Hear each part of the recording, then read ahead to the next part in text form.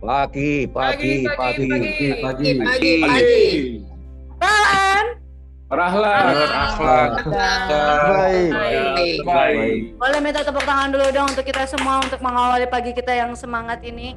Mudah-mudahan dalam perjalanan program kita LMT EE2 batch ke-6 Spiritual Journey PT PLN di tahun 2021 berjalan dengan baik, berjalan dengan lancar, kemudian jaringan internetnya juga berpihak kepada kita semuanya. Tuhan memberikan kelancaran, kemudian listrik dan segala sesuatu hal.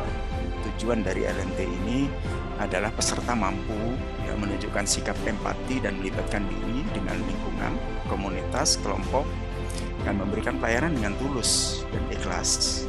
Kemudian juga diharapkan juga peserta mampu berkolaborasi dengan sesama peserta dan dengan kelompok, komunitas, masyarakat, serta mampu mengeksplor lebih jauh tentang pelaku penghuni lingkungan, ya, pelaku atau penghuni di lingkungannya.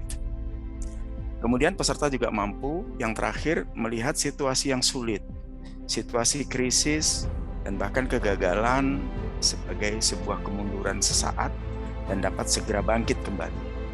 Oke, bismillahirrahmanirrahim Bapak sekalian, perkenalkan nama saya Muhammad Utoro dari PT Boots yang akan mengawal Bapak sekalian.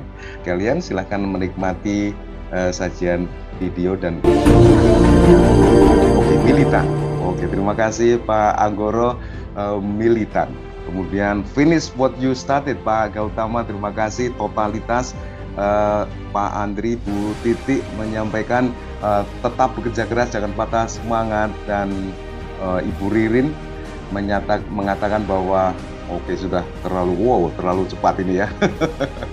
Apa namanya, never give up. Pak Tusuryono, tidak berhenti sampai selesai.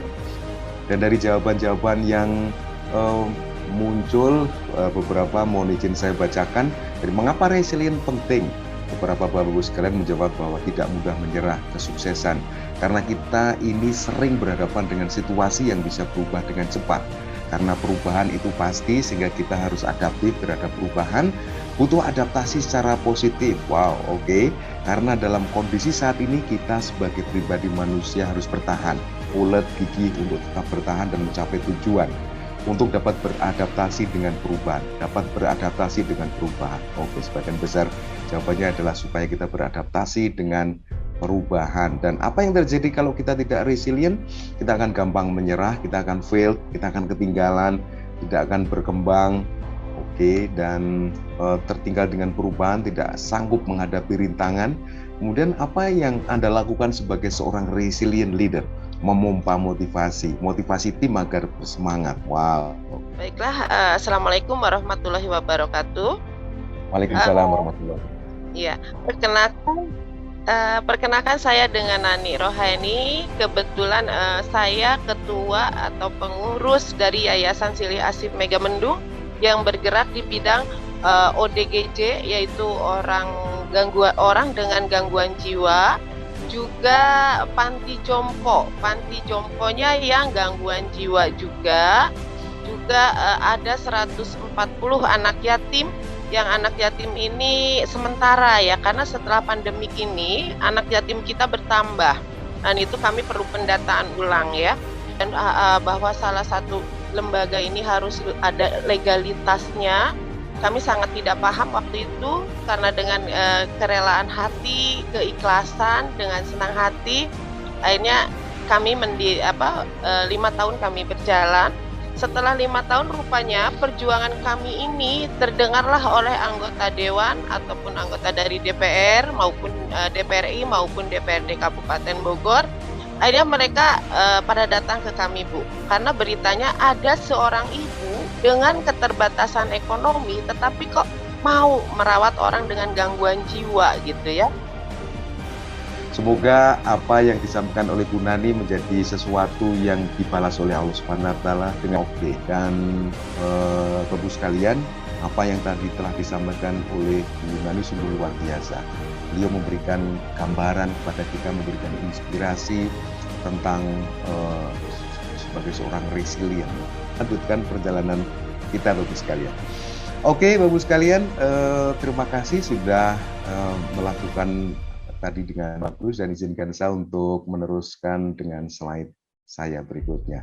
Kita berada di penghujung dari acara pembekalan ini Bapak sekalian, dan sebentar lagi Bapak sekalian akan melakukan spiritual journey. Apakah Bapak sudah siap?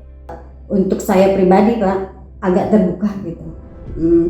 Ya terbukanya gini lah, ya hal kecil lah. Berarti intinya kalau kita menemukan ODGJ di jalan, ya kita tetap sih waspada ya Pak ya, karena kita kan nggak tahu ODGJ ini apa galak atau enggak, tapi setidaknya kita tidak menjauh. Ya dengan inspirasinya beliau-beliau ini, saya juga apa ya dari hati kecil emang bener sih gitu, orang-orang yang di luar ODGJ ini emang perlu dibantu. Seringkali kita menemui ODGJ di jalanan atau di lingkungan sekitar kita, namun secara emosional tidak pernah terbersit dalam pikiran kita untuk dapat membantu mereka. Dari kelompok empati, dan 12 menitnya kita akan mulai dari sekarang. Silakan. Saya mengadu kepada yang di atas, Tuhan berikan saya jalan keluar dari kesulitan ini. Saya mau bawa kemana anak-anak ini? Kalau saya mampu menggendong dia 5, 6, 7 anak, saya akan gendong, tapi saya tidak mampu.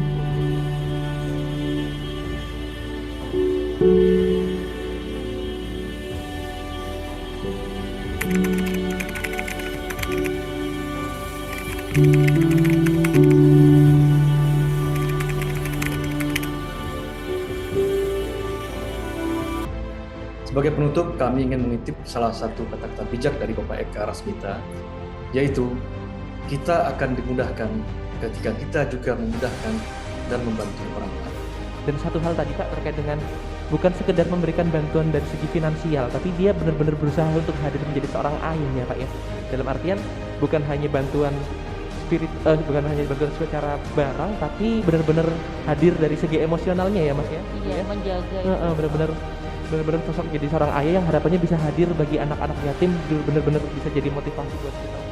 Terima kasih apa yang tadi telah disampaikan benar-benar membuat kita larut. Di awal storytelling disampaikan menceritakan tentang informal leader, kemudian bagaimana informal leader ini menjadi formal leader dan memberikan atau mendedikasikan hidupnya untuk apa yang dia kerjakan sekarang. Saya setelah storytelling dengan keluarga itu malah mewek-mewek Pak. Jadi saya merasa banyak hal yang perlu dibenahi gitu ya dalam diri saya gitu. Terutama pada saat kita berbagi dengan sesama, kita merasa kecil sekali di dunia ini gitu. Gak ada apa-apanya gitu. Justru tujuan akhir kita adalah di akhirat, bukan di dunia gitu ya. Kondisi-kondisi kehidupan sosial yang mungkin memprihatinkan tidak saya temui. Dan ini surprise juga bagi saya karena tiba-tiba saya dihadapkan atau dipertemukan dengan Ibu Vera yang menangani penderita HIV/AIDS. Ini saya tidak menyangka sama sekali ya. Saya tidak menyangka sama sekali. Dan dari pengalaman ini membuka mata saya bahwa ternyata Oda itu dan kesulitan yang dihadapi Oda itu memang nyata ada. Emosi itu sebagai sebuah pijakan perkembangan diri saya.